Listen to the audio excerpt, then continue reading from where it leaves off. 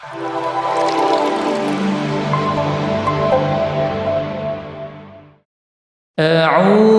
بالله من الشيطان الرجيم. بسم الله الرحمن الرحيم.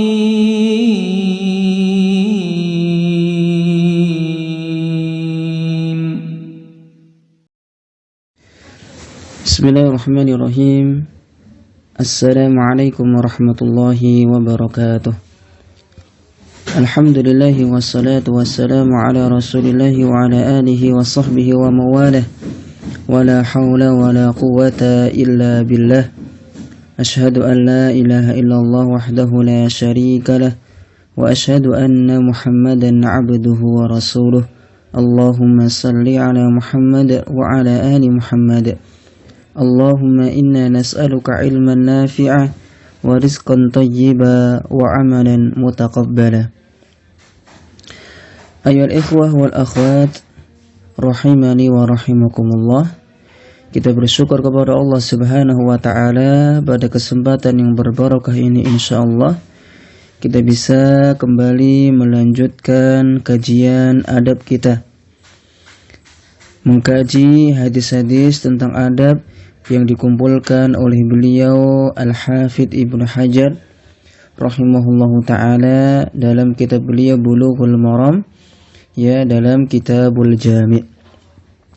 Pada pertemuan sebelumnya kita telah bahas hadis dari Nawas bin Sam'an yang beliau bertanya kepada Rasulullah SAW tentang hakikat atau makna dari kebajikan dan makna dari dosa. Dan telah kita bahas penggalan yang pertama, pertanyaan yang pertama, yaitu tentang makna dari kebajikan. Kita lanjutkan jawaban beliau dari Rasulullah SAW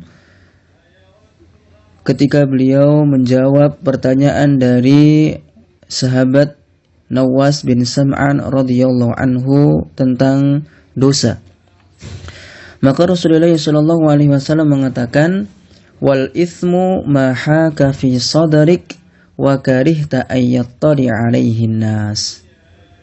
Dosa adalah sesuatu yang menggelisahkan hatimu, wa karihta ayyattali alaihi nas, dan engkau benci kalau manusia melihat apa yang engkau perbuat tersebut.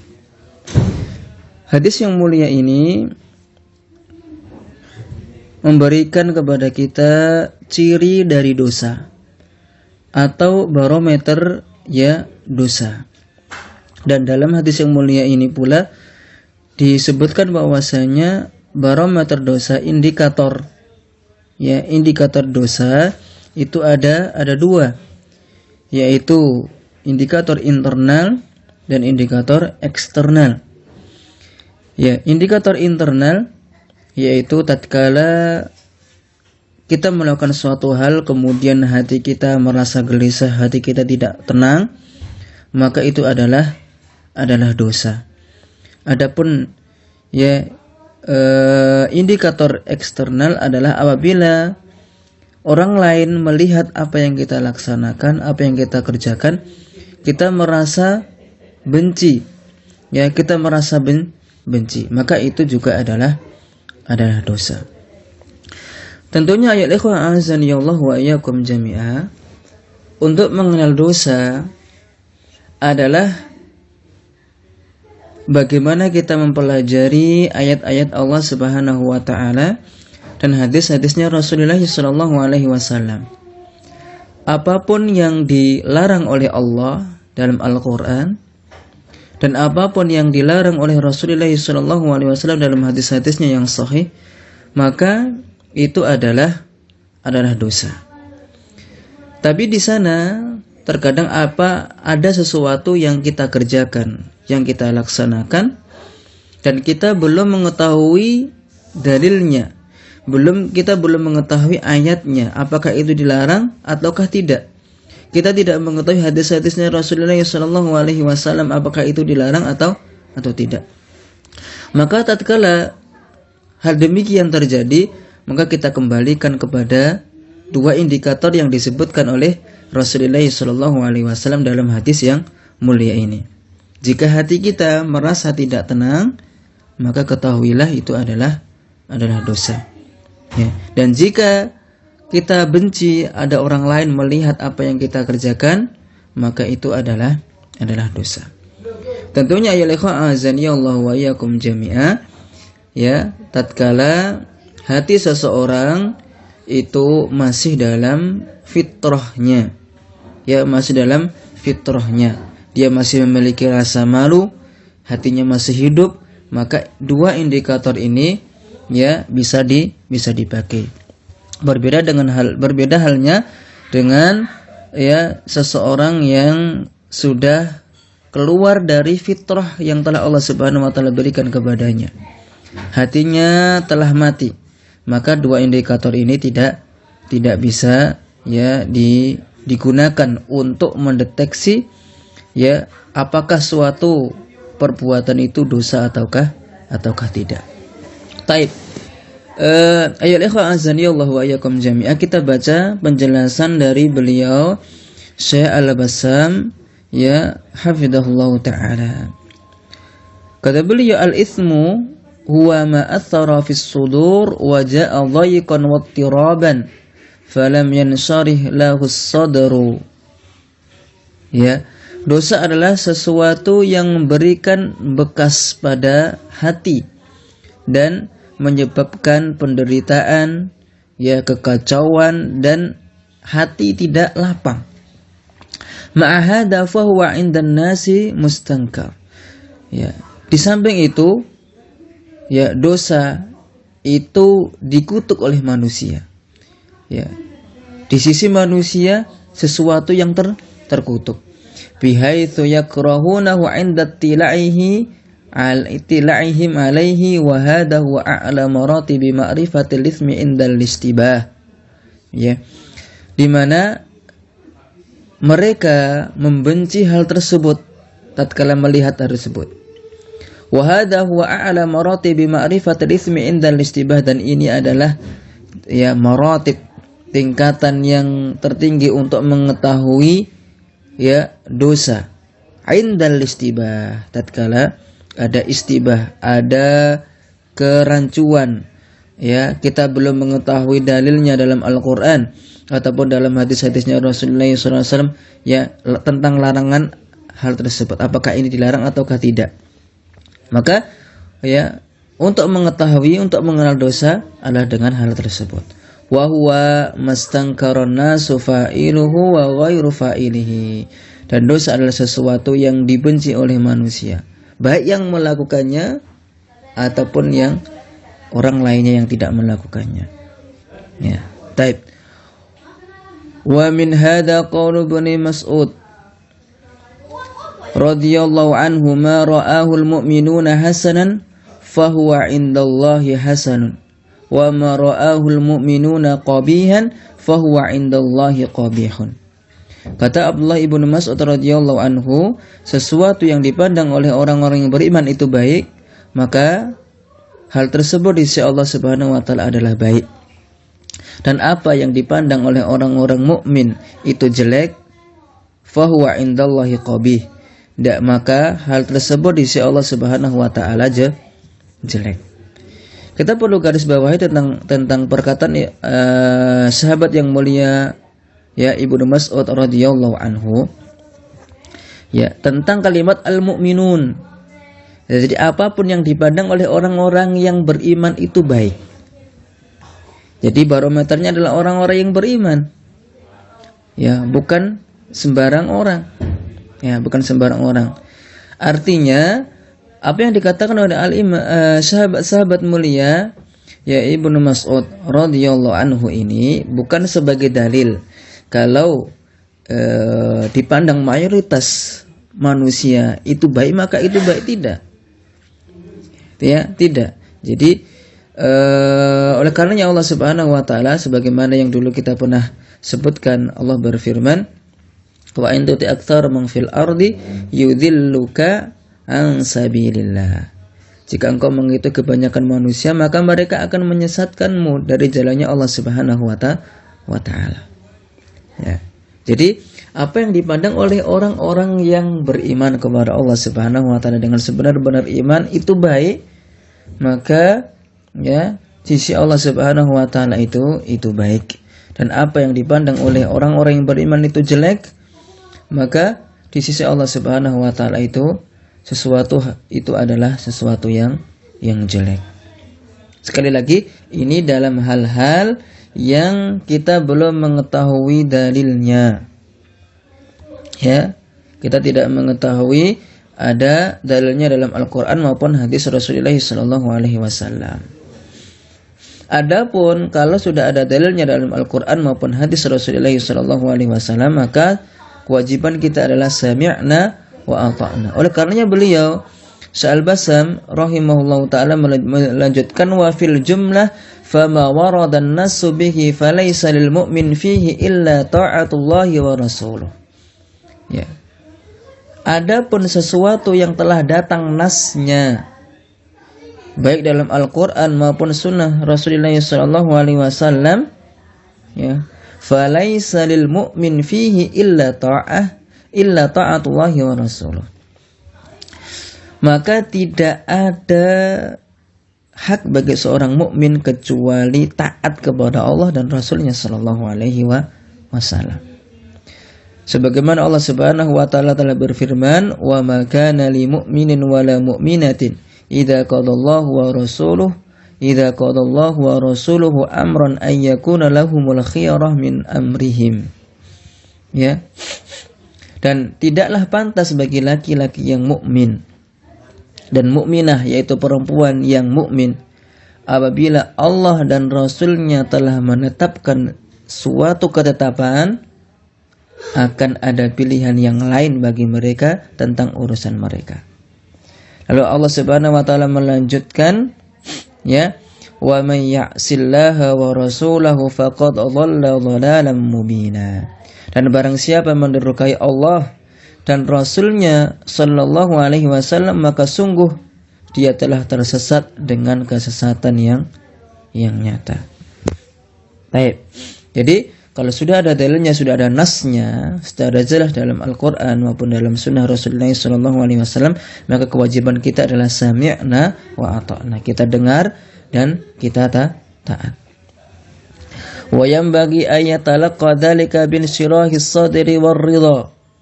Ya, dan hendaknya ya seorang mukmin ya menerima hal tersebut dengan lapang dada dan keridhaan. Fa inna ma syara'ahu Allah wa rasuluhu yajibu al-imanu war-ridha bihi wat-taslimu lah. Karena segala sesuatu yang telah disyariatkan oleh Allah dan Rasulnya sallallahu alaihi wasallam wajib untuk diimani, ya, ridha dan menerima hal tersebut. Kama qala ta'ala, sebagaimana Allah Subhanahu wa taala berfirman, fala wa rabbika la yu'minuna hatta yuhakkimuka fima shajara bainahum. Demi Rabbmu Muhammad, tidaklah mereka beriman sampai mereka berhukum denganmu fima syajara bainahum, dalam hal-hal yang mereka perselisihan. Wa amma ma laysa fihi nassun minallahi wa rasulih wa la amman yaqtadi biqawlihi minas sahabati was salafil ummah fa idza waqa'a fi nafsil mu'min al-mutma'in qalbuhu bil iman munsyarihun sadaruhu binuril ma'rifati wal yaqin minhu syai' wa haka fi sadrihi bi subhatin mawjudatin falam yajid man yuftihi fihi bir rukhsah wala man yukhbiruhu an ra'yihi wa huwa mimman la yuthiqu bi ilmihi wa bi dinihi bal huwa ma'rufun bittiba'il hawa fahuna yarji'ul mu'minu ila ma haka fi sadrihi wa in aftahu haula'il maftun. Kemudian beliau melanjutkan, wa amma ma laysa fihi nasun, adapun sesuatu yang tidak ada nasnya dari Allah dan Rasulnya sallallahu alaihi wasallam, tidak pula dari ya orang-orang yang bisa diambil perkataannya minas sahabah, dari para sahabat, wasalafil ummah, ataupun salaf, ulama-ulama salaf yang telah mendahului kita, yang beriman kepada Allah Subhanahu wa taala. Ya, fa idza waqa'a fi nafsil mu'min, maka apabila terjadi sesuatu dalam jiwa seorang mukmin, ya, yang hatinya beriman kepada Allah Subhanahu wa taala, ya, dadanya diberi cahaya untuk mengetahui, ya, kebaikan dan kejelekan, dan yakin terjadi sesuatu dalam hatinya, kemudian merasa gelisah dengan sesuatu yang masih meragukan, dan dia tidak mendapati orang yang bisa memberinya fatwa, ya, dan dia juga tidak mendapati orang yang bisa memberikan pendapatnya, ya, dan atau dia mendapati orang-orang yang memberikan fatwa itu boleh, tapi orang tersebut tidak thiqah keimanannya, tidak thiqah keilmuannya, tidak thiqah agamanya, ya, bahkan dia terkenal dengan seseorang yang selalu mengikuti hawanya, hawa nafsunya. Maka kewajiban seorang mukmin dalam keadaan seperti ini, ya, kembali merujuk kepada apa yang menggelisahkan hatinya, menggelisahkan jiwanya. Artinya hal tersebut adalah dosa. Wa in aftahu haula'il muftin. Ya. Meskipun dia telah diberi fatwa oleh orang-orang tadi, orang-orang yang dikenal dengan mengikuti hawa nafsunya, ya, mengikuti hawa nafsunya. Kita kembalikan kepada fitrah kita, kepada hati kita. Syaratnya tadi yang disebutkan oleh Syekh rahimahullahu taala, ya, hati kita bersih, ya, hati kita bersih, ya, tatkala kita melakukan dosa, ya, hati kita selalu merasa sakit, masih hidup, ada sesuatu yang menggelisahkan, ya, hati kita. Tapi kalau kita melakukan dosa, kita merasa aman-aman saja, tidak ada yang mengusik hati kita, na'udzubillah min dzalik, maka kita tidak bisa menjadikan hati kita sebagai tolak ukur, sebagai indikator, ya, suatu dosa. Karena sesuatu yang telah mati tidak akan merasa tersakiti dengan, ya, bentuk, ya, bentuk penyakitan apapun. Baik. Wa qala Syekh Ahmad Al-Hijazi, al-ithmu huwa dzambu wa ma haka.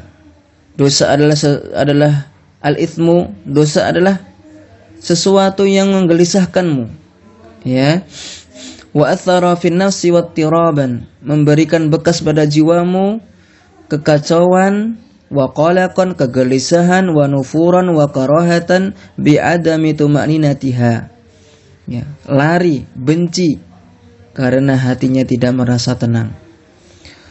Wa karihat ayat tali alaihi wujuhun nas wa amathiluhum alladhina yusakhiruna minhu, dan dia benci kalau manusia melihat apa yang ia kerjakan. Baik, yang ia kerjakan. Tapi azani Allah wa iyyakum jami'ah. Kesimpulannya, dalam hadis yang mulia ini, ya, Rasulullah SAW memberikan dua indikator dosa, yaitu indikator internal dan indikator eksternal. Indikator internalnya adalah tatkala hati kita tidak merasa tenang, ya, hati kita gelisah dengan apa yang kita kerjakan, ya. Indikator eksternalnya adalah apabila kita benci apabila orang lain melihat apa yang kita kerjakan, maka itu adalah, ya, dosa, ya. Ini dalam hal-hal yang kita tidak mengetahui, ya ayat-ayatnya dari ayat-ayatnya dalam Al-Qur'an maupun hadis-hadis Rasulullah sallallahu alaihi wasallam dalam ya hadis-hadisnya yang sahih. Wallahu a'lam bishawab. Itu mungkin yang bisa kita pelajari bersama pada kesempatan yang berbarokah ini insyaallah taala. Semoga yang sedikit ini bisa menjadi sebab Allah Subhanahu wa taala memberikan taufik kepada kita untuk menjauhi dosa-dosa, menjauhi apa-apa yang telah Allah Subhanahu wa taala larang dan apa-apa yang telah Rasulullah sallallahu alaihi wasallam larang. Dan semoga Allah Subhanahu wa taala mengaruniakan kepada kita hati yang bersih, hati yang hidup ya, sehingga kita bisa mengenal ya apa-apa yang telah Allah Subhanahu wa taala larang, mengenal dosa, sehingga kita bisa kembali kepada Allah Subhanahu wa taala dengan hati yang bersih, hati yang salim ya, sehingga kita dimasukkan ke dalam surganya Allah Subhanahu wa taala. Wa a'lam bishawab. Naktafi bihadzal qadar. Subhanakallahumma wa bihamdika asyhadu an la ilaha illa anta astaghfiruka wa atubu ilaik. Walhamdulillahi rabbil alamin. Wassalamualaikum warahmatullahi wabarakatuh.